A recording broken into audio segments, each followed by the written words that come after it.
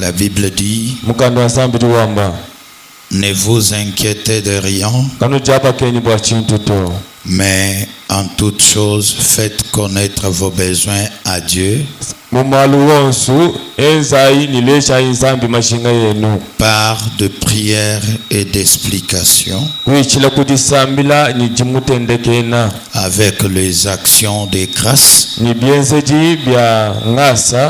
Et la paix de Dieu, qui surpasse toute intelligence, gardera vos cœurs et vos pensées en Jésus-Christ.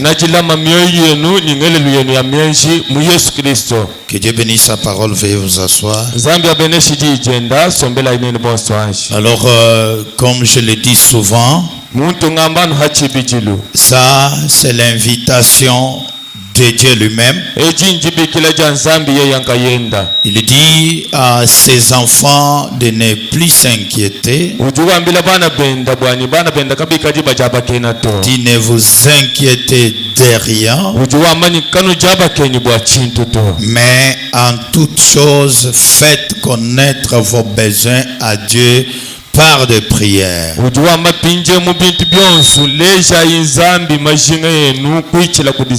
Donc Dieu n'a pas besoin de vos inquiétudes, mais Dieu a besoin de vos prières. Quand vous priez et que vous lui montrez vos besoins, c'est à ce moment-là que Dieu écoute vos prières et donne la solution. Dieu n'a pas besoin de vos inquiétudes. Tu peux t'inquiéter, tu peux te lamenter comment? Dieu n'a pas besoin de cela. Mais l'unique chose que Dieu cherche dans votre vie, c'est que vous puissiez vous humilier dans sa présence, que vous puissiez l'invoquer dans la prière, lui montrer ce que vous avez comme difficulté. C'est à ce moment-là que Dieu vous donne une réponse favorable. Alors les véritables chrétiens ne peuvent jamais s'inquiéter. Même devant n'importe quel problème, même devant n'importe quelle difficulté, connaissant très bien que Dieu nous a exhortés à ne plus s'inquiéter. Alors à ce moment pareil ou à ce niveau-là, on doit se plonger dans la prière au lieu que pleurnicher.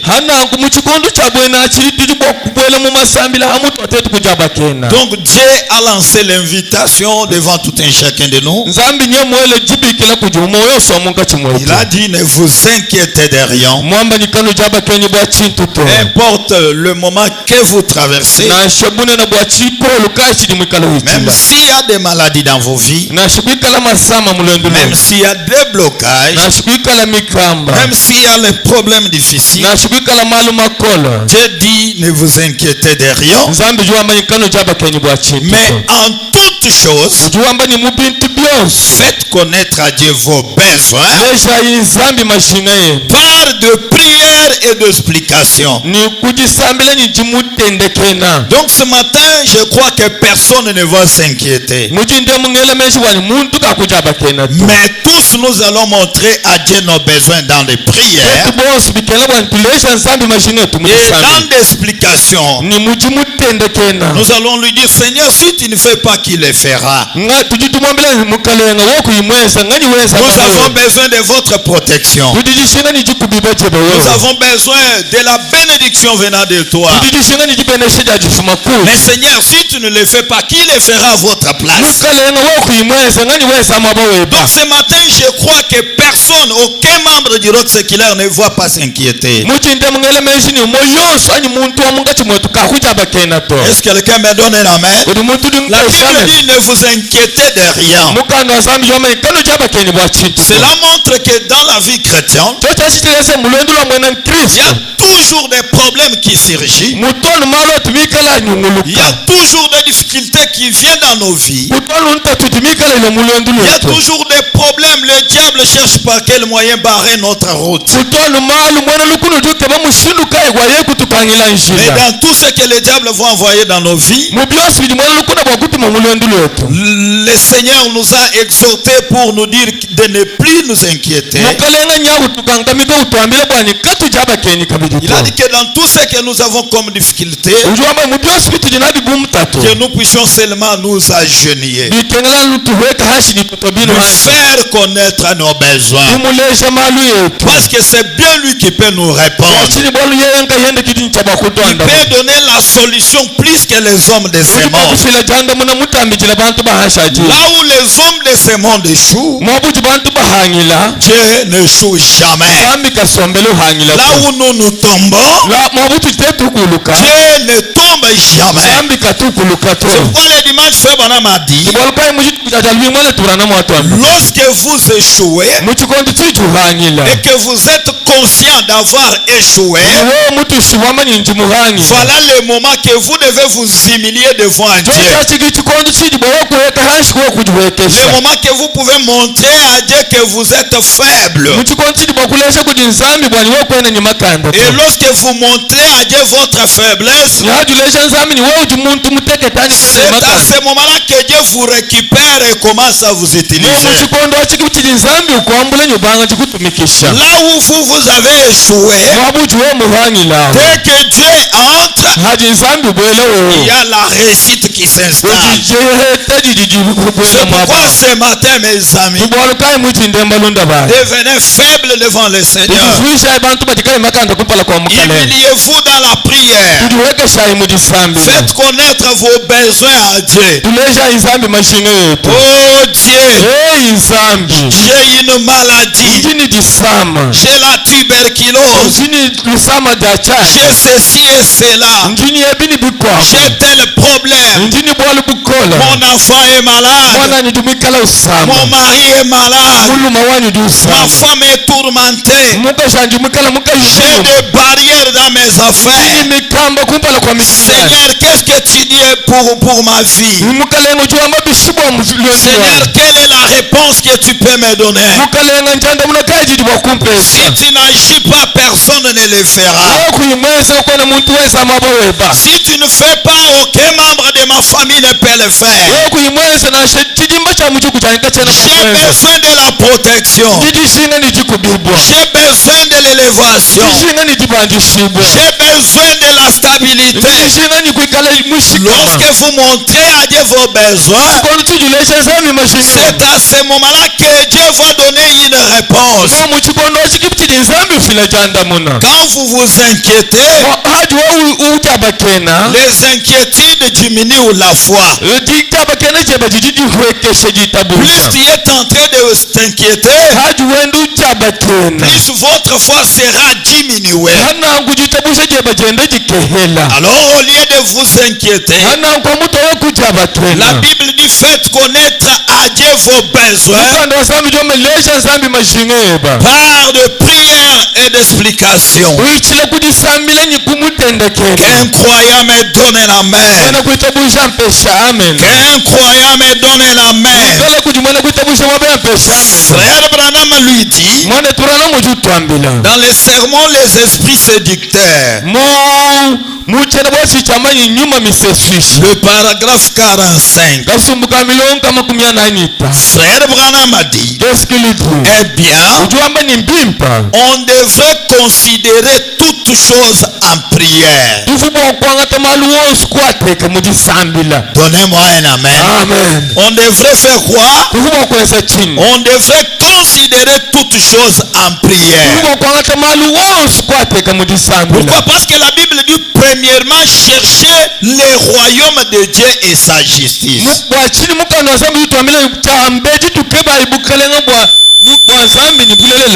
Avant d'aller dire à n'importe quelle personne votre difficulté, présentez d'abord votre problème à Dieu. La première personne à montrer votre problème, c'est Dieu lui-même. Parce qu'il est plus que le parent de ses morts. Dieu est plus que nos amis. Dieu est plus que nos voisins. C'est pourquoi il mérite la première place dans la vie chrétienne. En première position, donner à Dieu la première place. Donc montrez à Dieu votre difficulté avant d'aller en parler à une autre personne. On devrait considérer toutes choses en prière. Cherchez premièrement le royaume de Dieu et sa justice. Et toutes ces autres choses seront données comme des cadeaux. Quelqu'un me donne la main. Branham dit, je suis certain et je suis sûr et certain ce matin que si les hommes et les femmes pouvaient seulement en arriver à cette position où leur âme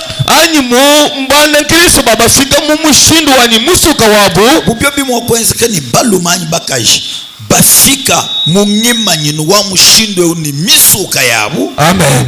Donc arriver à ce niveau-là, le niveau de voir que on doit considérer toutes choses dans la prière. Branham dit si les hommes et les femmes pouvaient seulement en arriver à cette position,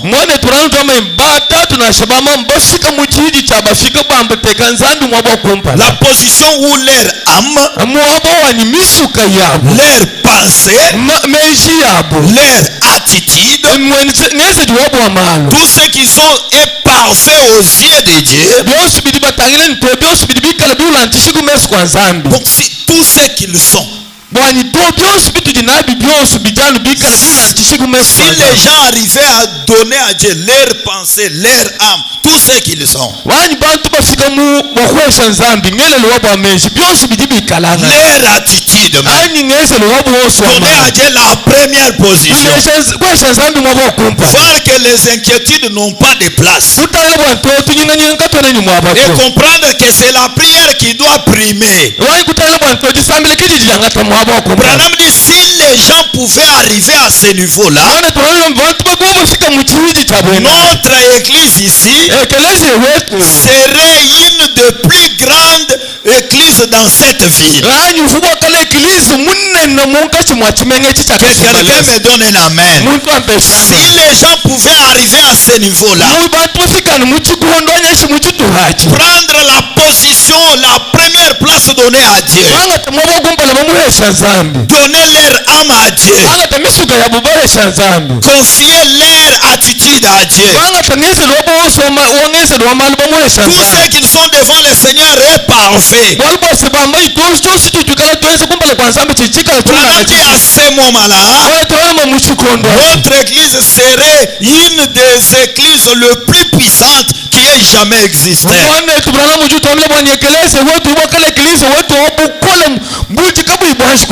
Donc une église puissante, c'est celle qui prie le Seigneur. Une église puissante, c'est celle qui abandonne ses pensées entre les mains de Dieu.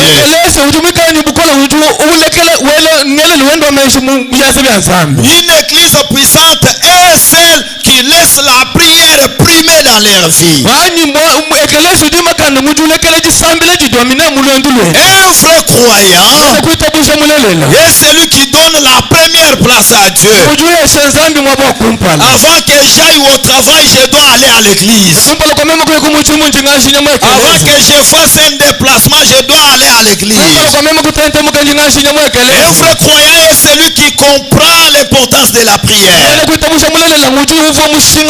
Un véritable croyant est celui qui place Dieu en première position. Frère me dit, toute ma famille doit venir en second lieu. Mais Dieu doit prendre la première place dans ma vie. Même si j'ai un enfant malade, avant que je l'amène à l'hôpital, je dois d'abord aller à l'église. La prière doit primer dans ma vie. Dieu doit prendre la première place. Le travail doit venir en second lieu. La prière doit primer dans ma vie. Dieu ne doit jamais occuper la seconde place. Notre Dieu doit être élevé à la première place. Avant que je fasse quoi que ce soit, il faut que la place de Dieu soit occupée par Dieu.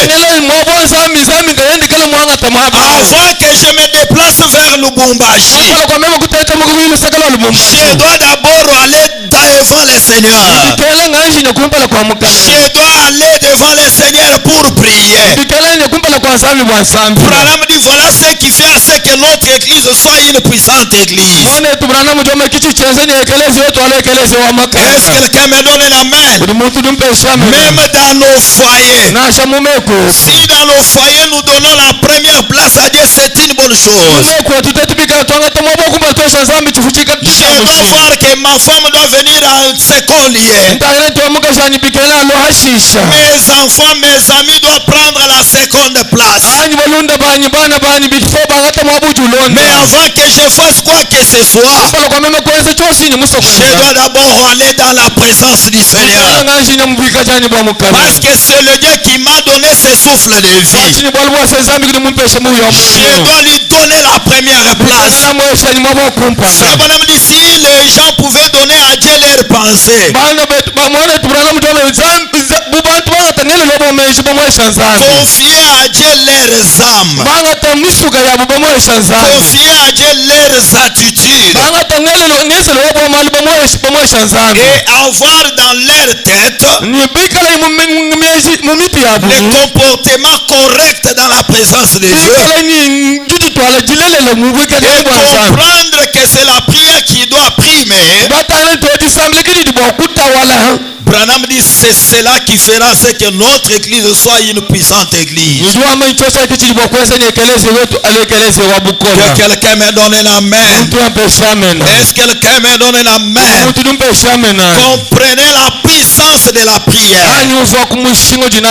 Ce qui fait la force d'une église, ce n'est pas sa grandeur. Ce qui fait la force de l'église, c'est lorsque les gens sont totalement abandonnés à Dieu, au point où la prière prime dans leur vie.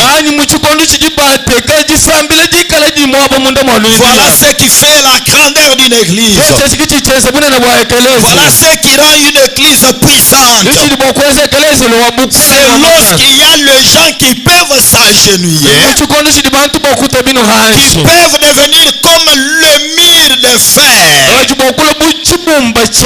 les gens qui peuvent prier comme Stonewall Jackson,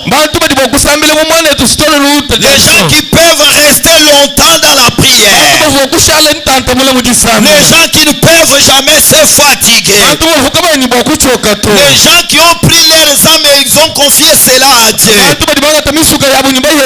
Voilà ce qui fait que l'église soit une puissante église. C'est qu'il a, si nous voulons être une puissante église en 2026, commençons maintenant avec la prière. Que la prière prime dans notre vie. Partout où nous serons, que la vie de la prière nous accompagne. Même si je suis au travail et que l'esprit me pousse à prier, je dois prier le Seigneur sans avoir honte de la personne. Et s'il y a un croyant qui me donne une amen, on doit considérer tout dans la prière. Écoutez ce que Branham nous dit encore ici. Dans les sermons larges, un type de Christ.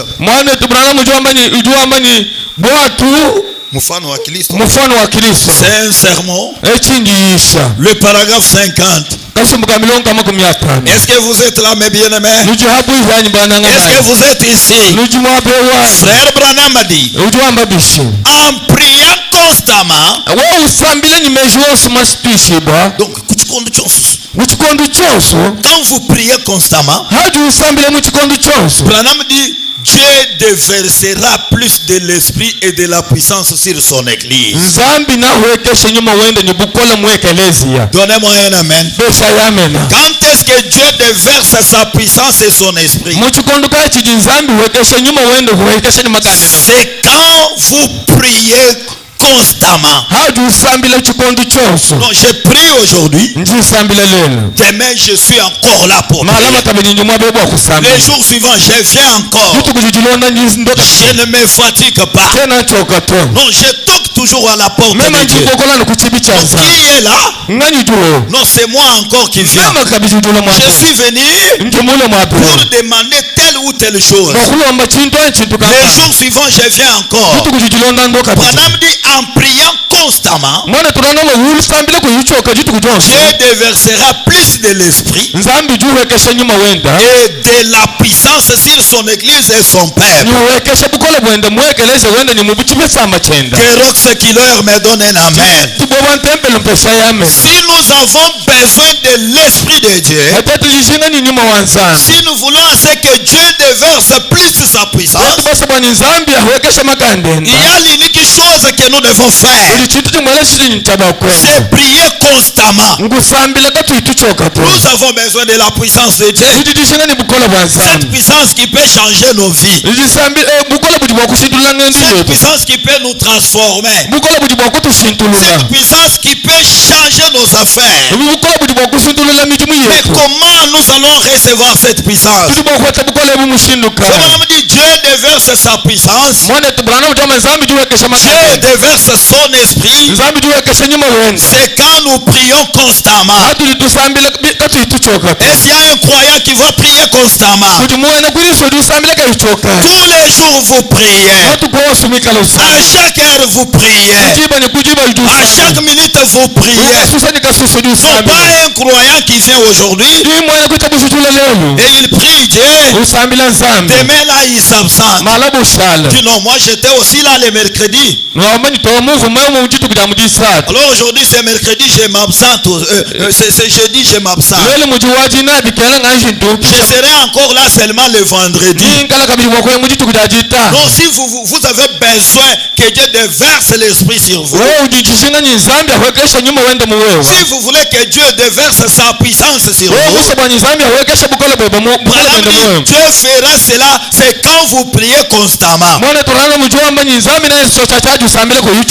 Qu'un croyant me donne la main. Branham dit c'est quand Dieu déversera plus de l'esprit et de la puissance sur son église et son peuple.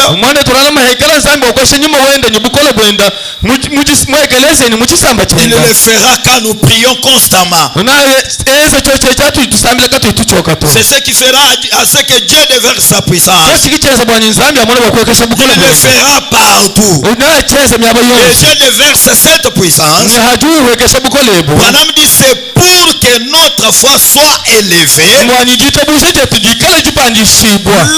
au-dessus de tous les problèmes de la vie.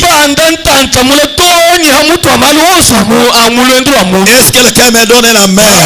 Quand nous prions constamment, Dieu déverse sa puissance. Dieu déverse son esprit.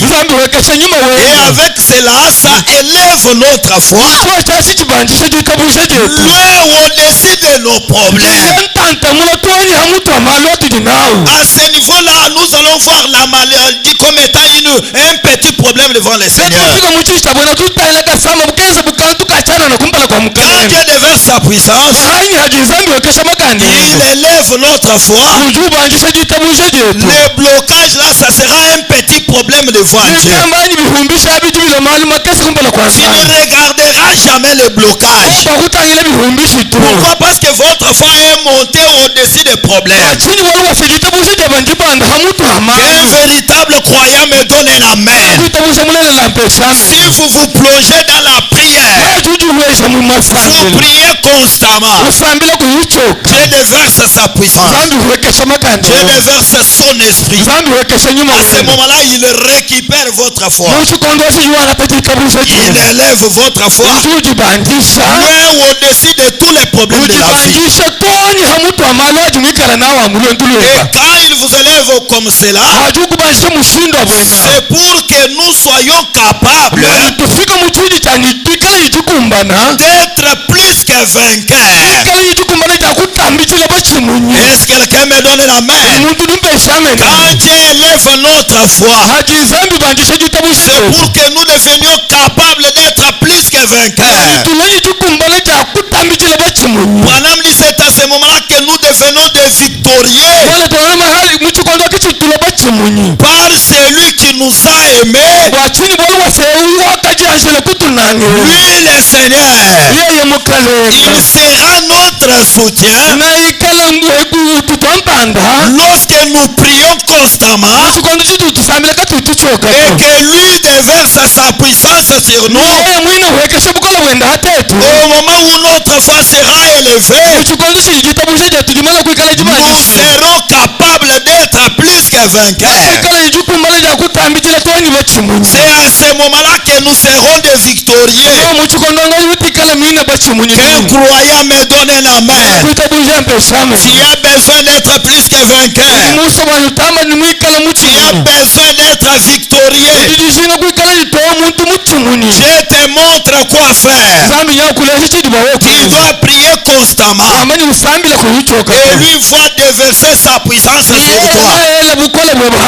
Et sa puissance va élever votre foi au-dessus des problèmes de la vie. Et à ce niveau-là, tu seras plus que vainqueur. À ce niveau-là, tu seras victorieux. Les vrais croyants qui ont besoin de la victoire devraient se plonger dans la prière pour prier constamment le Seigneur afin que Dieu déverse sa puissance sur lui. Que le croyant me donne un amen. Que le croyant me donne un amen. Lorsqu'il est, nous voulons être plus que vainqueurs. Mais Dieu nous recommande quelque chose. Dieu dit pour que nous puissions être plus que vainqueurs, nous devons prier constamment. Et quand nous prions constamment, Dieu déverse son esprit. Dieu déverse sa puissance. Lorsque cela tombe sur nous, ça amène notre foi à être élevée. Et lorsque notre foi est élevée, nous devenons automatiquement plus que vainqueurs. C'est à ce niveau-là que nous dominons la maladie. C'est à ce niveau-là que nous dominons les problèmes de la vie. C'est à ce niveau-là que nous venons des victorieux. Oui, mes amis, j'ai besoin de gens qui prient constamment. Des gens qui ne se fatiguent jamais. Des gens qui peuvent rester à genoux très longtemps et invoquant les Seigneurs. Voilà les gens qui seront des victorieux. Donnez-moi un amen. Pendant que je vais lire quelque chose, avant que je termine. Écoutez mes bien-aimés. Dans les sermons intitulés Une robe d'occasion, le paragraphe 45, Frère Branham a dit, écoutez, quand Salomon consacrait les temples, il avait prié disant, Éternel, si ton peuple se retrouve en difficulté à n'importe quel moment et qu'il regarde ses saints liés et prie, exauce donc du haut des cieux. Amen. Amen. Lorsqu'ils vont regarder ces saints temples, oh Dieu, là dans le ciel, exauce leurs prières, même s'ils seront où, qu'ils regardent seulement sur ces temples et qu'ils te prient dans n'importe quelle difficulté, exauce leurs prières. Là c'était Salomon qui dédicaçait les temples. Et Frère dit, écoutez mes amis, lorsque Salomon a fait cela, un jour il y eut un homme de Dieu qu'on appelait Jonas. Dieu l'a envoyé à Ninive, mais lui est allé à Tarsis. Regardez comme cela n'était pas la volonté du Seigneur. Comme tout véritable croyant doit faire n'importe que la volonté de Dieu. Si vous allez à l'encontre de la volonté de Dieu, vous aurez toujours des échecs dans votre vie. Alors Jonas regardait mes amis. Pendant qu'il était dans ses navires sur la rivière, il y eut la tempête, au point où les commerçants qui avaient leurs marchandises là-bas, ils ont dit peut-être c'est à cause de la charge que ces navires est en train de se noyer. Ils ont commencé à prendre d'autres marchandises, à jeter cela dans la rivière. Mais la tempête devenait de plus en plus très forte. Alors ils se sont concertés. Ils ont dit, qu'est-ce qu'ils ne voient pas? C'est à ce moment-là que Jonas a dit, c'est moi qui est en train d'empêcher votre avancement. Parce que Dieu m'avait envoyé telle part. Mais regardez la direction que nous sommes en train de prendre. Ce n'est pas là où Dieu m'avait envoyé. Jonas lui-même, comprenant qu'il était le cheveu dans les soupes, il a dit, prenez-moi, jetez-moi dans la rivière, et vous aurez la paix et vous continuerez la route. On a lié Jonas, on l'a jeté dans la rivière, et les grands poissons est venu avaler Jonas. Comprenez, je vous amène à quelque part pour que je termine. Maintenant regardez dans cet état-là, un homme qui était sorti de la volonté de Dieu. Mais comme Dieu garde toujours ses serviteurs, même s'ils sont dans les péchés, personne dans ce monde ne peut les juger. Parce que la Bible dit, qui es-tu pour juger mon serviteur? S'il tombe, c'est moi son maître qui doit les juger. Est-ce que quelqu'un m'a suivi très bien? Alors regardez, Jonas là au fin fond de la mer, avec les mains et le pied liés, dans le ventre du poisson. Jonas s'est rappelé de cette prière. La prière faite par Salomon. Jonas a dit, Seigneur, je me souviens lorsque Salomon consacrait le temple. Il avait dit, si un peuple ou un membre de ton peuple se retrouve quelque part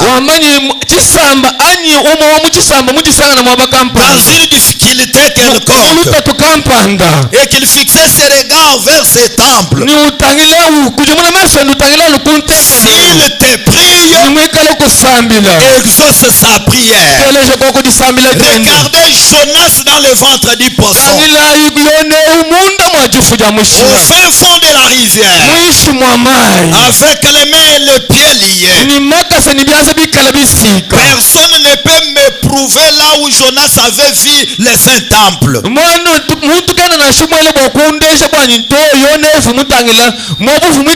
Parce que là, dans le ventre du poisson, il ne connaissait pas les 4 points cardinaux. Mais Jonas a fait une prière de la foi. Il a dit, Seigneur, souviens-toi de la prière de Salomon.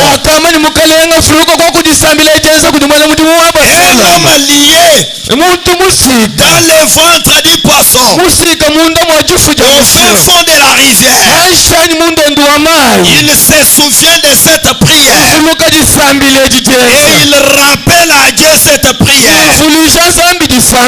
Abraham dit, Jonas a refusé de regarder les symptômes.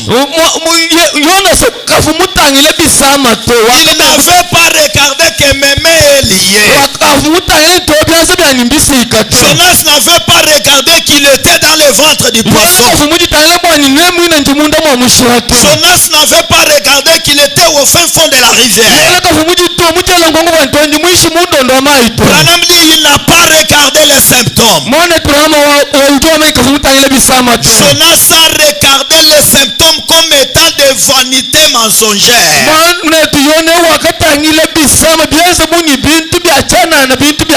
Est-ce que quelqu'un m'a suivi? Branham dit, pourquoi?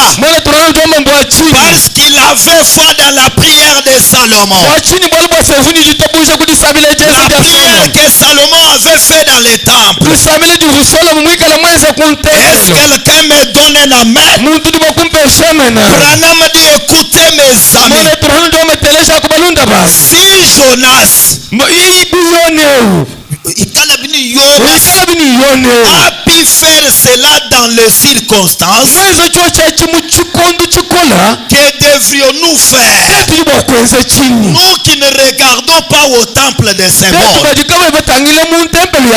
Branham dit, que devrions-nous faire, nous qui ne regardons pas les temples de Salomon, mais notre temple, c'est le Seigneur Jésus-Christ. On devait plus faire confiance à Christ. Est-ce que quelqu'un me donne la main? Mais le ciel lui-même où Jésus est assis à la droite de Dieu, il est en train d'intercéder pour nous. Branham dit, les symptômes, certainement vous voyez, si nous regardons aux symptômes et que nous avons la foi en Christ, nous allons refuser les symptômes. Que quelqu'un me donne un amen. Comme Jonas avait refusé les symptômes. Un homme lié. Un homme jeté dans la mer. Avalé par les grands poissons. Mais il n'a pas regardé à cela. Il a dit, oh, il y avait un homme. Un serviteur de Dieu. Un homme que Dieu utilisait beaucoup. Un homme que Dieu soutenait. Moi, Jonas, je me souviens de la prière de cet homme. Écoutez mes bien-aimés. Même si toi tu n'as pas la force de beaucoup prier, utilisez la prière de ton pasteur. Jonas a dit, je me souviens de la prière faite par Salomon. Quand il consacrait les temples, il a dit, Seigneur, partout où sera ton enfant dans une difficulté, lorsqu'il t'invoquera, exaucer sa prière. Jonas dans le ventre du poisson, au fin fond de la rivière, les mains et les pieds liés, n'a pas regardé aux symptômes. Je ne sais pas ce que tu as comme difficulté ce matin, mais je t'exhorte à ne pas regarder cela. Ne regardez jamais aux symptômes. Oh, j'ai les douleurs au bas-ventre et la fièvre dérange mon corps. Il y a des blocages dans mes affaires. Ne regardez pas aux symptômes, mais regardez à celui qui est mort au calvaire. Lorsqu'il s'est mourir, il a dit, Père, tout est accompli. Là au calvaire, il avait transporté tes symptômes. Ne regardez jamais à cela.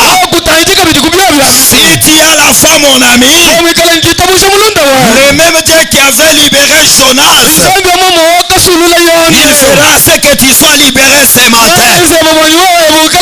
Ne regardez jamais aux symptômes. Ne regardez jamais aux barrières. Ne regardez jamais la maladie. Ne regardez jamais aux malédictions. Ne regardez à celui qui est mort au calvaire. Celui qui était venu pour te racheter. Celui qui s'est sacrifié à votre place. Mes très chers bien-aimés, nous n'avons pas le temple à regarder. Jonas pouvait regarder le temple construit par Salomon. Mais nous, les véritables croyants, nous regardons au temple construit par Dieu lui-même. Et ce temple-là, c'est le Seigneur Jésus-Christ. Si vous avez la foi en lui ce matin, vous n'allez jamais regarder aux symptômes. Que les douleurs puissent s'augmenter. Toi, tu ne vas pas regarder à cela. Est-ce que quelqu'un m'a suivi très bien? Lorsque Jonas était là-bas, dans le ventre de ces grands baleines, il ne connaissait même pas la direction où ces poissons l'amènent. Mais ce qui était important, c'est que lorsque Dieu a exaucé sa prière, ce poisson-là est devenu comme le moyen de transport de Jonas. Est-ce que quelqu'un m'a suivi très bien? Le poisson est allé avec Jonas jusqu'à là où Dieu l'avait envoyé. Et le poisson a vomi Jonas. J'aimerais dire à quelqu'un ce matin, les mêmes diables qui te liaient, est-ce que quelqu'un m'a suivi? Les mêmes diables qui te dominaient, qu'ils puissent te vomir ce matin. Si Dieu exauce ta prière, que tu sois libéré par les diables. Ne restez jamais dans les camps du diable. Si Dieu a pu faire cela pour Jonas, jusqu'à amener les poissons à vomir Jonas, écoutez, même si on sait déjà partager votre viande, bakuluka Zambia bele munu hamuminu. Mungu ameweka kilole pa shingo na bakutapika asubuhi. Non, cette année, hii mwaka elle va toujours mourir. De toutes les façons. Atakufa. De toutes les façons. Namna yote atakufa. Il va mourir. Écoutez, ça ce sont les plans des hommes. Les plans des sorciers. Mais je vous présente un sorcier plus que les sorciers. Lui, quand il entre dans la sorcellerie, même les chefs vont trembler. Ababwele la batomunu hajiminu baluka. Est-ce que kunimwana nzambi Mungu? Unakuwa mtoto wa Mungu ananisikia? Wewe kwenda nzolo wa balojito. Wewe hauna nkuko ya baloji. No, na shiba kaji bakuja nzambi ababonda mujimino. Hata kama basha kukura Mungu abakamata panshingo. Bakuluka. Bakutapike. Wewe bamunyinyolo ni bulolo. Na nyama yako kuwa na butsungu. Non, s'il a fait pour Jonas, il doit le faire pour toi. Et pour tes enfants. Quand tu pries, tu dis au Seigneur, moi je regarde le temple que toi-même tu as construit. Je suis plus que Jonas. Alors exauce ma prière. Regarde mon enfant ici. Seigneur, regarde-le. Il est déjà lié par les diables. L'enfant est malade. Je ne sais pas à quelle heure il va mourir. Seigneur, je te dis, comme toi tu es le tout-puissant, sois dans la sorcellerie, récupère mon enfant. Même si on a déjà mangé sa viande. Non, batapika to. Batapika to. Si nous prions comme cela, Dieu va faire quelque chose. Que Dieu vous bénisse, veuillez vous tenir.